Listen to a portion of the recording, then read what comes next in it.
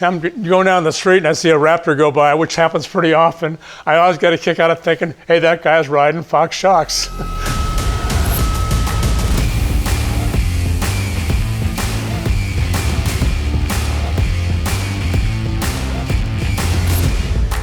I tell people that the business wasn't all successful. We struggled for 5 years in the early 80s, losing money.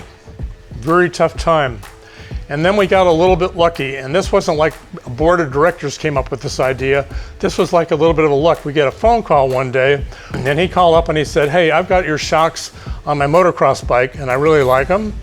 Can you make them some for my snowmobile? And the guy that was answering the phone for Fox said, we don't make them for snowmobiles. And he says, well, you know, I won the snowmobile championship last year. And the guy said, hold on, let me go talk to Bob.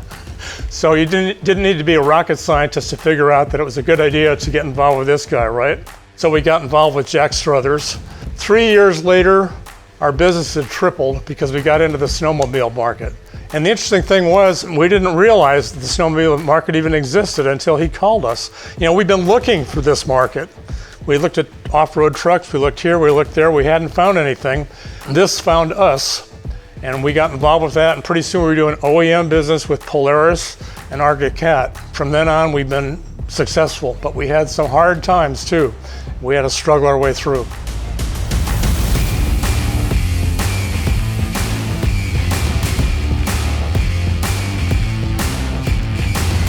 Some Ford engineers came and visited John down in the San Diego area, and they said, hey, we're working on this new truck. We want it to be off-road capable, and we want some really good shocks for it. So John got the specs.